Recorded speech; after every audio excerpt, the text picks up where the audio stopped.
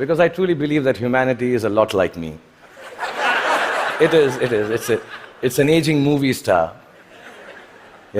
grappling with all the newness around itself, wondering whether it got it right in the first place, and still trying to find a way to keep on shining regardless. I was born in a refugee colony in the capital city of India, New Delhi. And my father was a freedom fighter. My mother was, well, just a fighter like mothers are.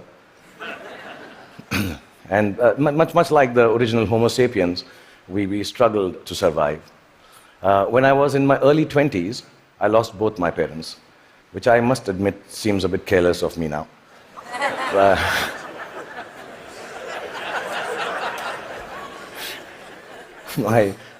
I do remember the night my father died, and I remember the driver of a neighbor who was driving us to the hospital. He mumbled something about dead people don't tip so well and walk away into the dark. And I was only 14 then, and I put my father's dead body in the back seat of the car. And my mother besides me, I started driving back from the hospital to the house. And in the middle of a quiet crying, my mother looked at me and she said, "Son, when did you learn to drive?" And I thought about it and realized, and I said to my mom, "Just now, Mom." So from that night onwards, much akin to humanity in its adolescence, I learned the crude tools of survival.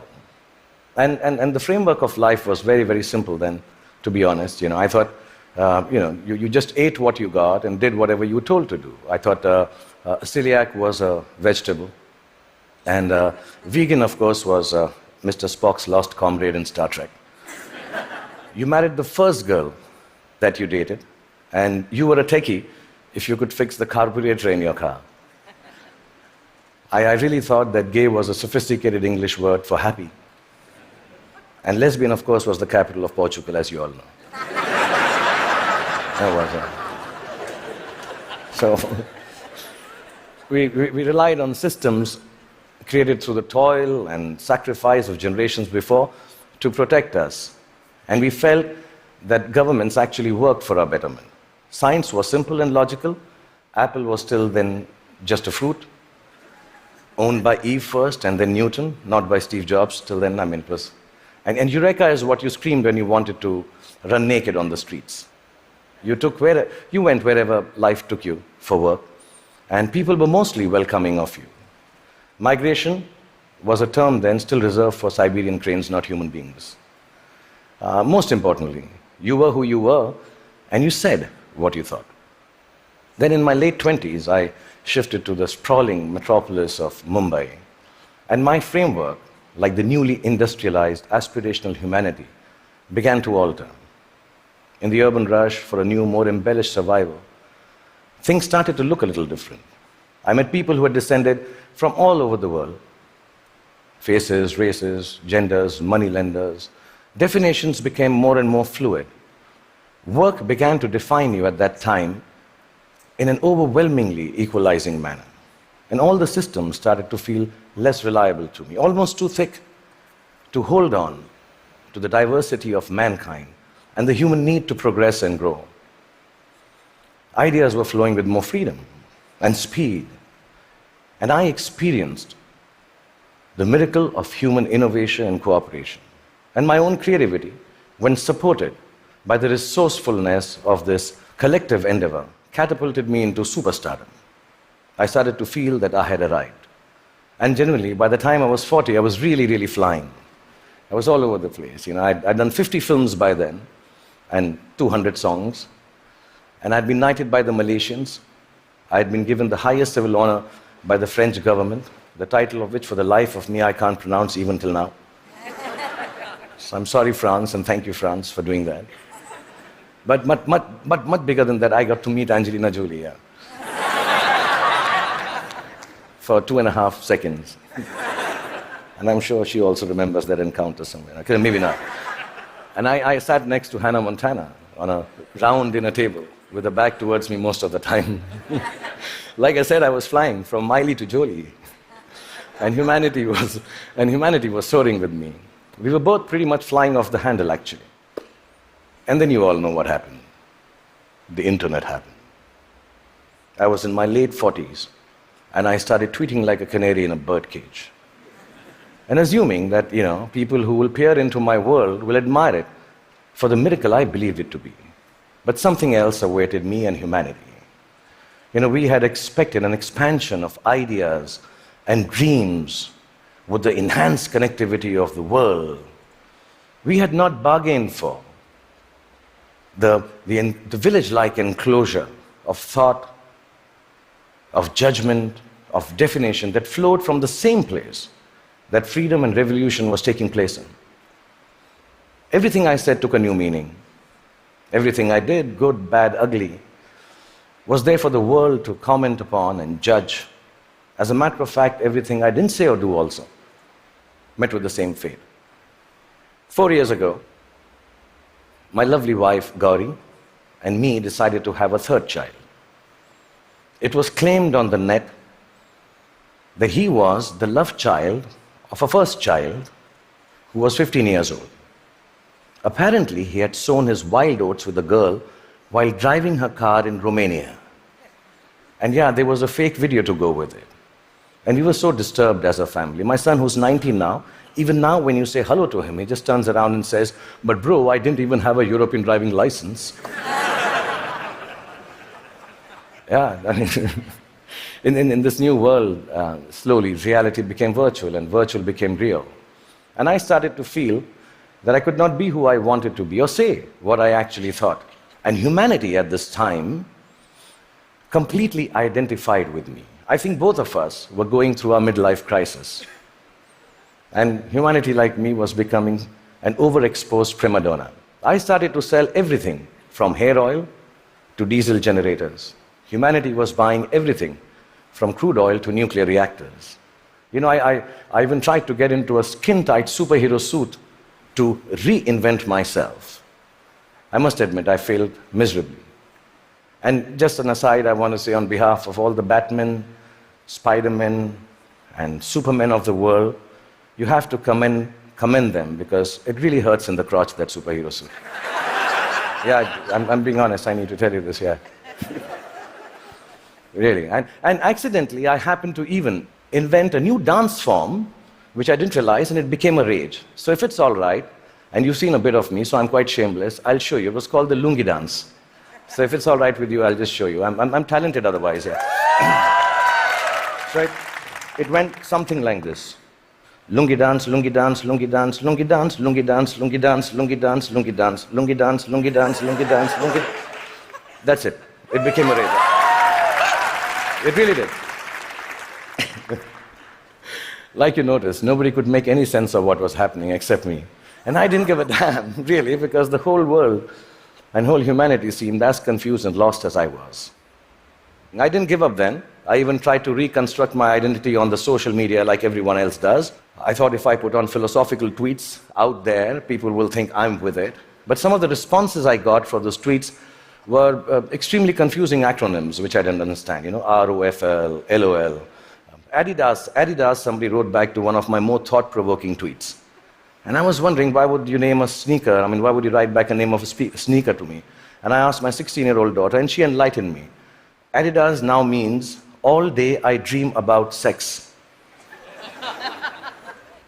This is really, I don't know if you know that. And so I wrote back, WTF in bold to Mr. Adidas, thanking secretly that some acronyms and things won't change at all. WTF. But here we are. I'm 51 years old, like I told you, and mind-numbing acronyms notwithstanding, I just want to tell you, if there has been a momentous time for humanity to exist, it is now. Because the present you is brave. The present you is hopeful. The present you is innovative and resourceful. And of course, the present you is annoyingly indefinable. And in this spellbinding, imperfect moment of existence, feeling a little brave just before I came here, I decided to take a good, hard look at my face. And I realized that I'm beginning to look more and more like the wax statue of me at Madame Tussauds. Yeah, and in that moment of realization, I asked the most central and pertinent question to humanity and me. do I need to fix my face? Really, I'm an actor, like I told you, a modern expression of human creativity. The land I come from is the source of inexplicable but very simple spirituality.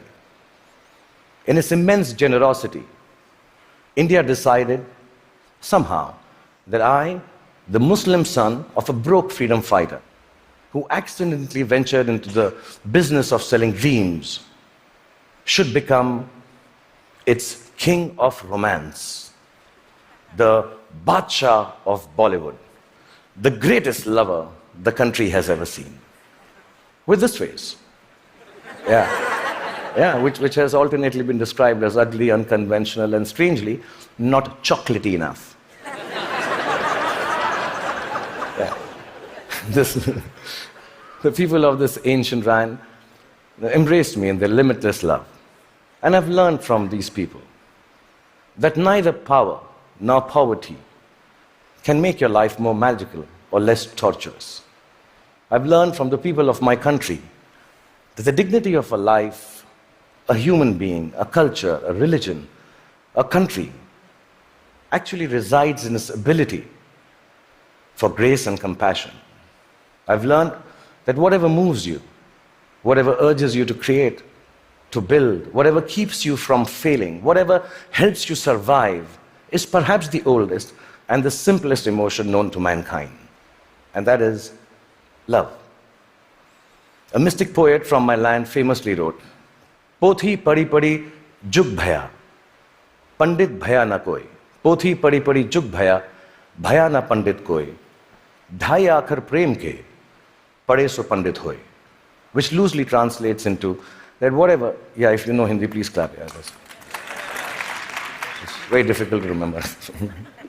Which loosely translates into actually saying that all the books of knowledge that you might read and then go ahead and impart your knowledge through innovation, through creativity, through technology, but mankind will never be the wiser about its future unless it is coupled with a sense of love and compassion for their fellow beings. The 2.5 alphabets which form the word prem, which means love, if you're able to understand that and practice it, that itself is enough to enlighten mankind. So I truly believe the future you has to be a you that loves. Otherwise, it will cease to flourish. It will perish in its own self-absorption. So you may use your power to build walls and keep people outside. Or you may use it to break barriers and welcome them in. You may use your faith to make people afraid and terrify them into submission. Or you can use it to give courage to people so they rise to the greatest heights of enlightenment. You can use your energy to build nuclear bombs and spread the darkness of destruction, or you can use it to spread the joy of light to millions. You may filthy up your oceans callously and cut down all the forests. You can destroy their ecology or tend to them with love and regenerate life from their waters and trees. You may land on Mars and build armed citadels. Or you may look for life forms and species to learn from and respect. And you can use all the monies that we all have earned to wage futile wars and give guns in the hands of little children to kill each other with. Or you can use it to make more food to fill their stomachs with. My country has taught me the capacity for a human being to love is akin to godliness. It shines forth in a world, which civilization, I think, already has tampered too much with. In the last few days, the talks here, the wonderful people coming and showing their talent, talking about individual achievements, the innovation, the technology, the sciences, the knowledge we are gaining by being here in the presence of TED Talks and all of you, are reasons enough for us to celebrate the future us. But within that celebration, the quest to cultivate our capacity for love and compassion has to assert itself just as equally. So I believe the future you is an infinite you. It's called a chakra in India, like a circle. It ends where it begins from to complete itself. A you that perceives time and space differently, understands both your unimaginable and fantastic importance and your complete unimportance in the larger context of the universe. A you that returns back to the original innocence of humanity, which loves from the purity of heart, which sees from the eyes of truth, which dreams with the untampered, which dreams from the clarity of an untampered mind. The future you has to be like an aging movie star who has been made to believe that there is a possibility of a world which is completely